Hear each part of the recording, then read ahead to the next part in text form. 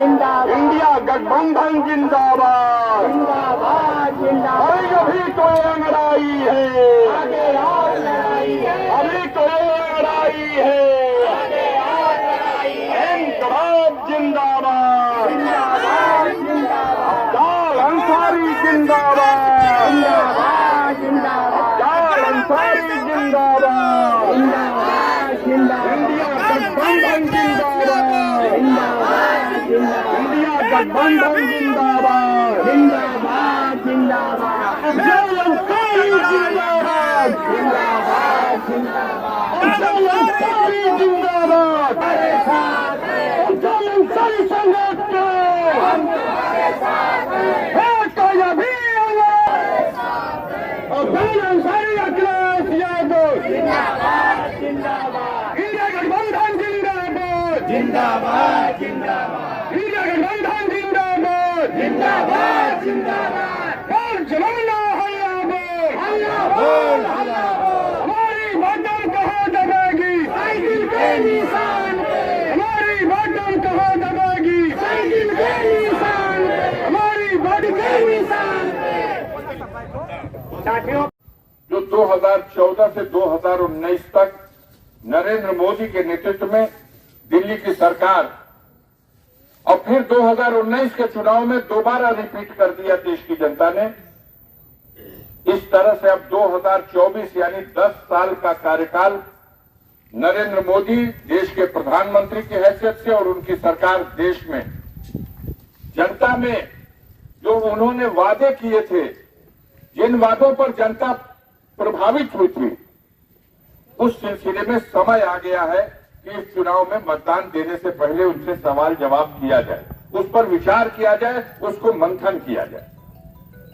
आप सबको याद होगा, हम उसे सिर्फ याद दिलाना चाहते हैं कि उन दिनों देश में महंगाई बहुत बुलंदी पर थी, हर चीज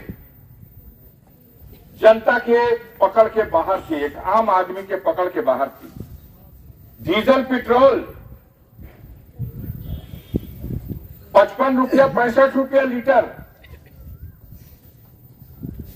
गैस का सिलेंडर 400 रुपए का, दवा खाने के सामान सब महंगे। मोदी जी ने कहा कि अगर हमारी सरकार बनेगी तो 100 दिन के अंदर हम महंगाई पर नियंत्रण पा लेंगे। देश में भ्रष्टाचार व्याप्त था। उन दिनों आपको याद होगा, टीवी में अखबारों में देखा होगा कि दिल्ली में वोट क्लब पर, रामलीला मैदान में लगातार आंदोलन चला। अन्ना हजारे साहब और पूरी टीम मैदान में उतर गई और क्या तो भ्रष्टाचार 2G नेटवर्क के नीलामी में, राष्ट्रमंडल के खेलों में और तमाम तरह के भ्रष्टाचार के आरोप लगे और उन आरोपों के आधार पर जनता को कहा गया कि अगर अवसर दोगे तो इस देश से चोरी, बेईमानी और भ्रष्टाचार का नामो निशान मिटा देंगे। ये सवाल है, इस सवाल पर विचार करने की जरूरत है कि आज तो 10 साल बीत गया। मोदी जी और उनकी टीम के लोगों ने जनता से वादा किया था कि इस देश की सबसे बड़ी समस्या है बेरोजगारी की। एक अवसर दीजिए, हमारी सरकार अगर सत्ता में आएगी तो 2 करोड़ बेरोजगार नौजवानों को हम रोजगार देंगे। यह ऐसा मंत्र था कि पूरे देश में एक लहर खड़ी हो गई। हर व्यक्ति सोचने लगा कि मेरे परिवार में पढ़ा लिखा तो कोई है, डिग्री उसके पास है, नौकरी उसके पास नहीं है, रोजगार उसके पास नहीं है। और मोदी जी प्रत्येक वर्ष 2 करोड़, तो अगर 5 साल सत्ता चली तब तो 10 करोड़ बेरोजगारों को रोजगार मिल जाएगा।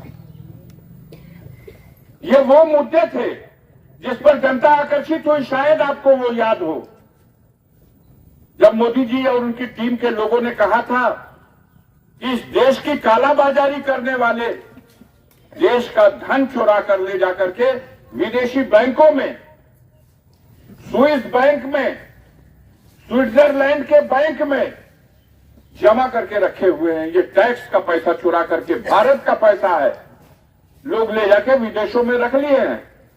बाबा रामदेव तो बाकायदा गिन के आके बता दिए कि 280 लाख करोड़ रुपया है।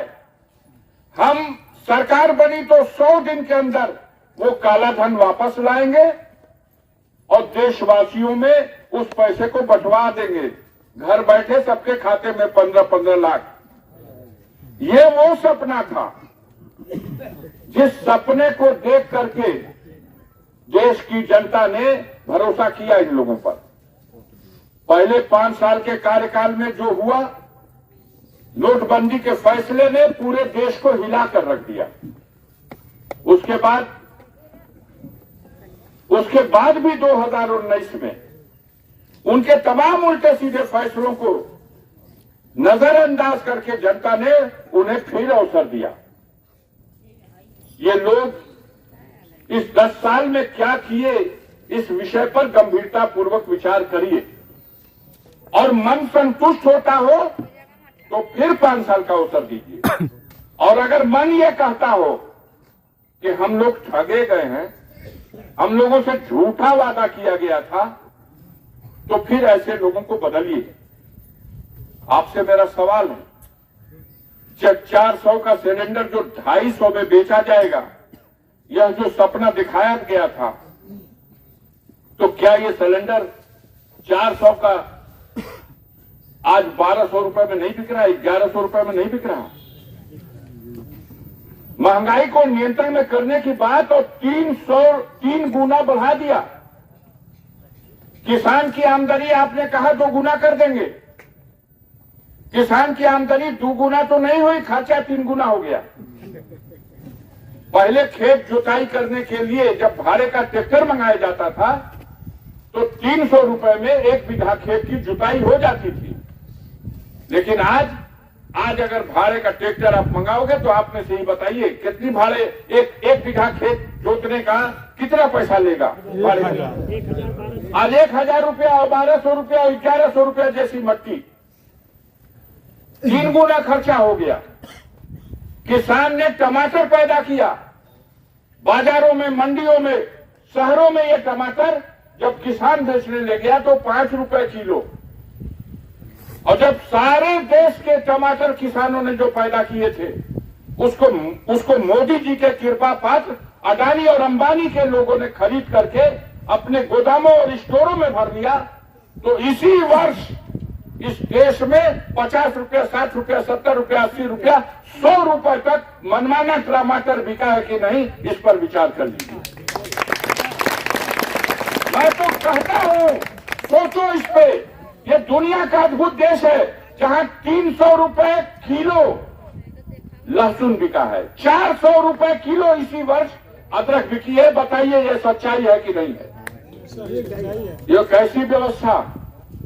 पैदा करने वाला किसान अपनी पैदावार का जो लागत है वो भी नहीं मिल रही, और जिनके पुरखों ने कभी खेती नहीं की, अपने पैसे के बल पर सरकार की दुर्व्यवस्था की वजह से किसान के पैदावार को खरीद लेते हैं और उसको मनमाने दामों पर बेचते हैं। एक बात कही जाती है, सीना फुला फुला के आज भी गांव में कही जा रही है,